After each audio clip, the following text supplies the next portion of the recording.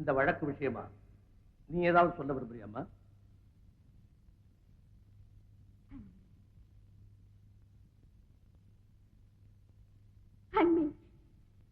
என்ன தூக்கில போடுங்க.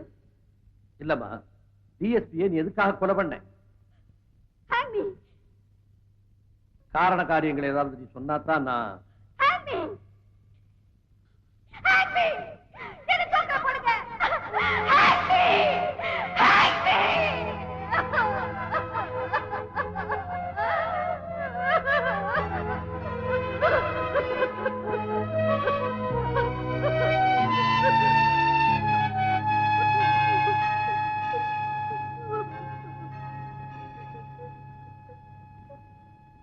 குற்றம் சாட்டப்பட்டு கூண்டிலே நிற்கும் ருத்ரா டிஎஸ்பியை தானே கொலை செய்ததாக ஒத்துக்கொண்டாலும் கொலைக்கான காரணத்தை தெளிவாக கூறவில்லை. தனக்கு தூக்கு தண்டனை விதிக்குமாறு ருத்ரா மீண்டும் மீண்டும் கேட்டுக்கொண்டாலும் கொலைக்கான காரணங்களை தெளிவாக சொல்லும் வரையில் ருத்ராவை விசேஷ பாதுகாப்பில் வைக்குமாறு இந்த கோர்ட் உத்தரவிடுகிறது.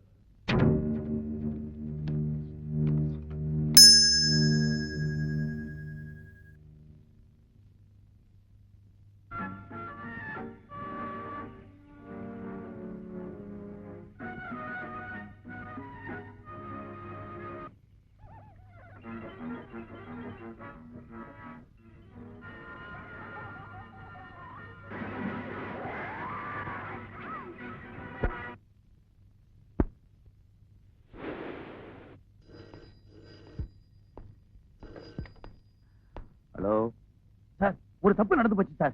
என்ன? ருத்ரா கிட்ட இருந்து சாரதி வாங்கி வச்ச கேசட் நாம நினைச்ச கேசட் இல்ல சார், வெறும் கார்ட்டூனா ஓடிக்கிட்டு இருக்கு. அப்படியா? ஆமா சார், நான் ஒரு தடவைக்கு பல தடவை திருப்பி திருப்பி போட்டு பார்த்துட்டேன்.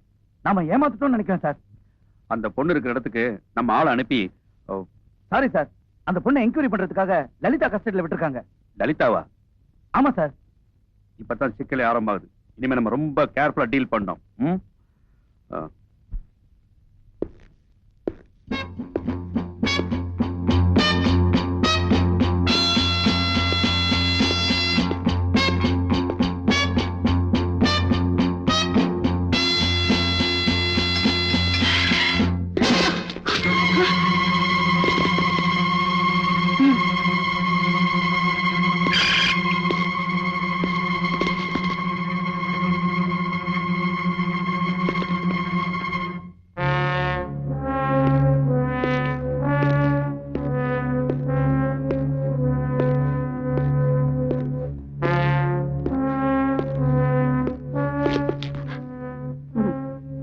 தப்பிச்சு ஓடணுமா? சுடு சுடு சுடு.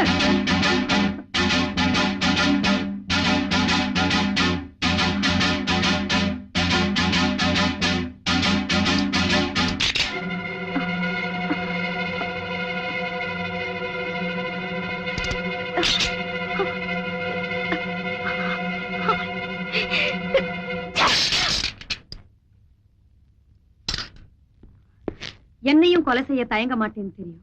அதனாலதான் முதல் 2 தோட்டா இதுல போடவே இல்லை. இது போலீஸ் துப்பாக்கி, நான் சுட்டாதான் வெடிக்கும்.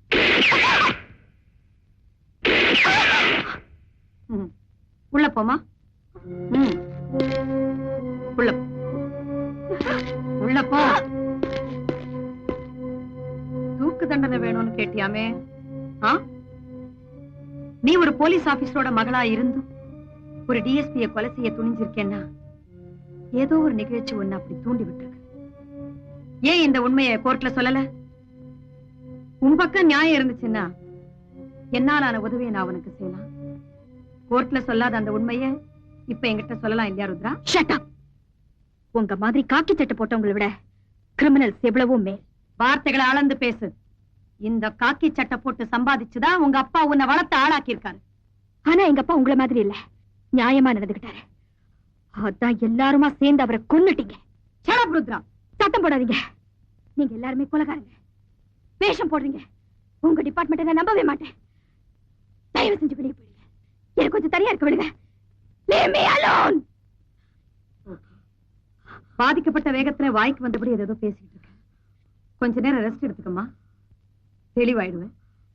மறுபடியும் உன்னை சந்திக்கும் போதாவது என்கிட்ட உண்மை சொல்ல முயற்சி பண்ணு. ரிலாக்ஸ்.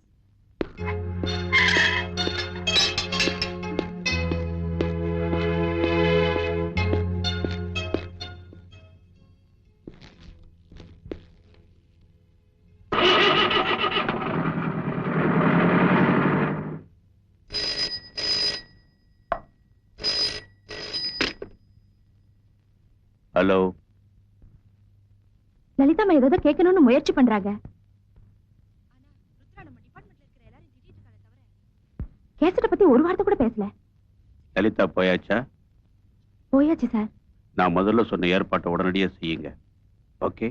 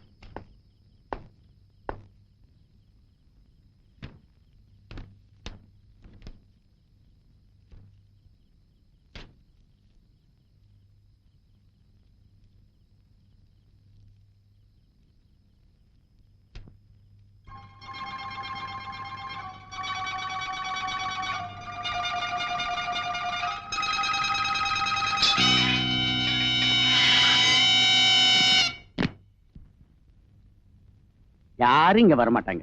பிளான் பண்ணி தான் வந்திருக்கோம். பொதுவாவே பொம்பளைங்க உடம்பு மென்மையானதா இருக்கும். அந்த ஒரிஜினல் கேசட் எங்க வச்சிருக்க சொல்லிடுமா? கேசட் தான் முக்கியம்னா நாங்க என்ன பண்ண முடியும்?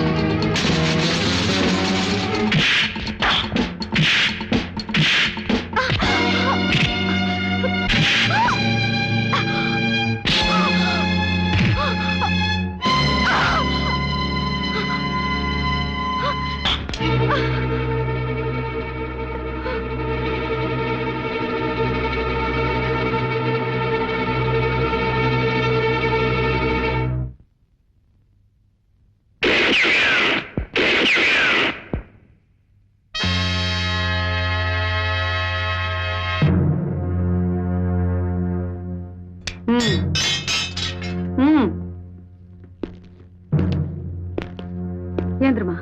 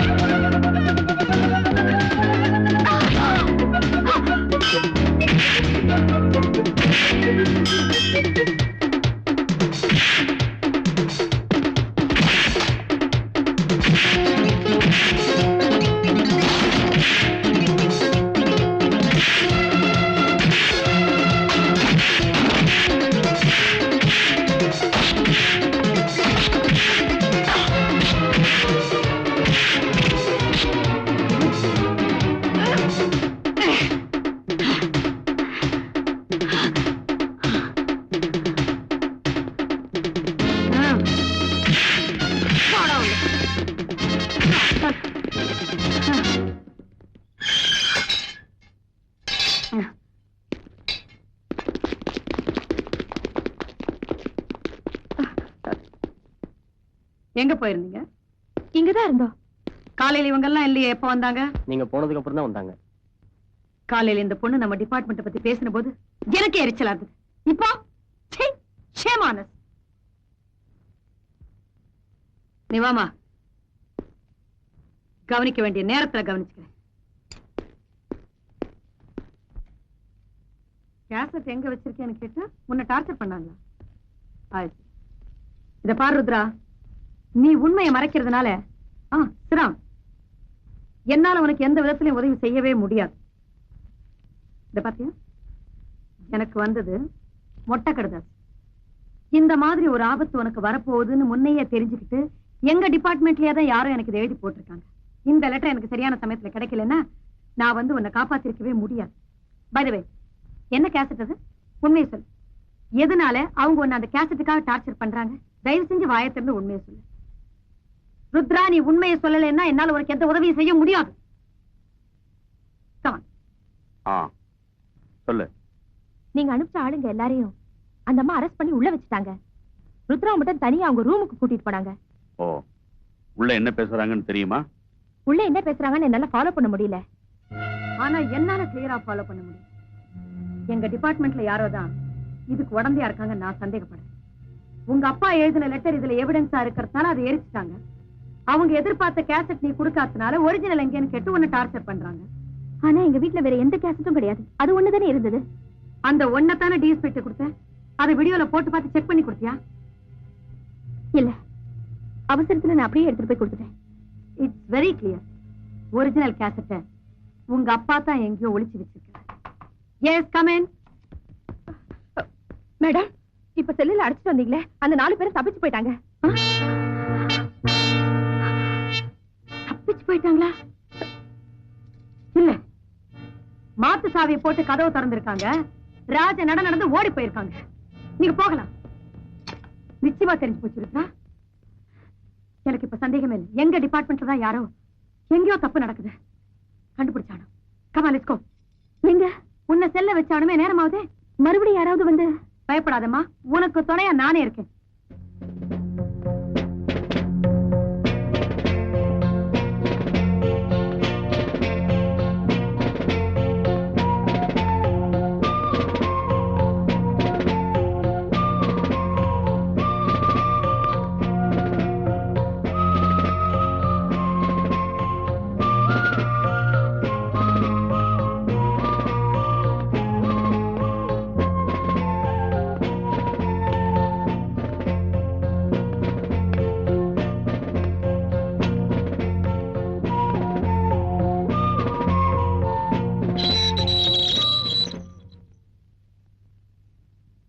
கோர்ட்டுக்கு போகணும். வா.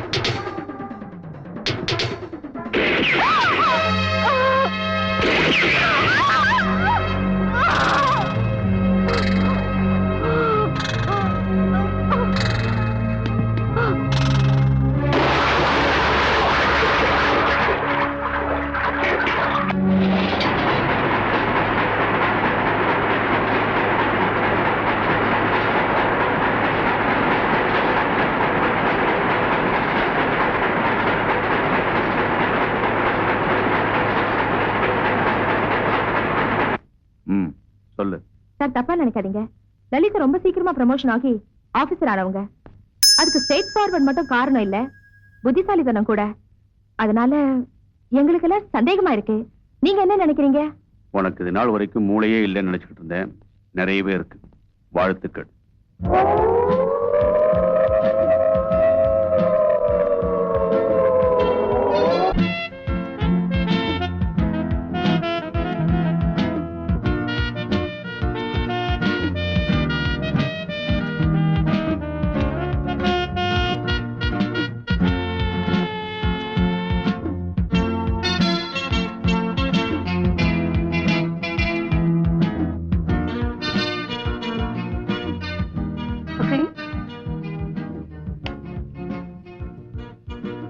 நான் இன்னும் எத்தனை நாளைக்கு இந்த விஷயத்துல இருக்கணும்?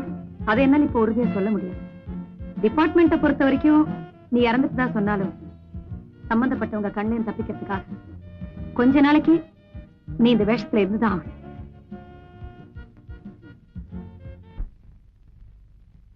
இந்த விஷயம் நாளைக்கு வெளியே தெரிஞ்சா அதை பத்தி எனக்கு கவலையே இல்லை. உன்னை நிரபராதி நிரூபிக்க வேண்டியது என்னோட கடமை. டிபார்ட்மெண்ட்டுக்குள்ளே எத்தனை கிரிமினல்ஸ், இவங்களை எல்லாம் சட்டத்து முன்னால நிறுத்தி அவங்களுக்கு தண்டனை வாங்கி கொடுக்கறதா என்னோட முதல் கடமை. இந்த ப்ராசஸ் என்னோட வேலை என்ன, உயிரே போனாலும் எனக்கு அக்கறையே இல்லை. I am really proud of you. ஆனா உங்க டிபார்ட்மெண்டோட உதவி இல்லாம நீங்க தனியாளா இவ்வளவு பேரை எதிர்த்து போராட முடியுமா? என்ன கிரிமினல்ஸ் ஃபைல் எடுக்கிறீங்க? உள்ள முள்ளால் தானே எடுக்கணும் பாங்க. இந்த கேஸ்ல ஒரு கிரிமினல் தான் நமக்கு பார்ட்னரா சேர்த்துக்க போறேன். ஒரு கிரிமினல் போலீஸோட எப்படி பார்ட்னர் ஆக முடியும்? உனக்கு தெரியாது ருத்ரா, சில சமயங்கள்ல இந்த மாதிரி ஏடாகுடமான காம்பினேஷன் தான் ரொம்ப பவர்ஃபுல்லா ஒர்க் அவுட் ஆகும். சரி, ஆனா நீங்க சொல்ற ஆள் ஒரு கெட்டிக்காரனா இருக்கணுமே. வெக்கத்தை விட்டு சொல்லட்டா, கிரிமினல்ஸ்ல நிறைய பேரு எங்களை விட கெட்டிக்காரங்களா இருக்காங்க. இப்ப நான் தேடிட்டு இருக்கனே, இந்த ஆளு புத்திய கொஞ்சம் நல்ல வழியில பயன்படுத்தி இருந்தா இன்னும் ஐஜி ஆயிருப்பான். போன வழியில போனா கிரிமினல் ஆயிட்டான். இதா கண்ணாடி போட்டிருக்கேன், இந்த பிரகஸ்பதி தான். நல்ல ராஜகலை, ஆனா சின்ன திருட்டு மொழி. சிங்காரம், பங்காரப்பா, நமச்சிவாயம், அகமது, பால்ராஜ். Very good. மகாவிஷ்ணு அவதாரம் எடுத்த மாதிரி ஒரு இடத்துக்கு ஒரு பேர் கொடுத்திருக்கான். இவனோட உண்மையான பேர் என்னன்னு தெரியணுமே, அது ஒரு வேலை. ஆனா இந்த ஆளை பார்த்தா திருட மாதிரி இல்ல, திருட்டு குடுக்கற மாதிரி இருக்கு. நீ சிரிப்பை பார்த்து ஏமாந்து போயிடாத. இந்த ஆளை பத்தி நான் ஒரு விஷயம் சொல்றேன், மீதி விவகாரத்தை நீயே ஊகிச்சுக்கோ எவ்வளவு பெரிய ஆளுன்னு.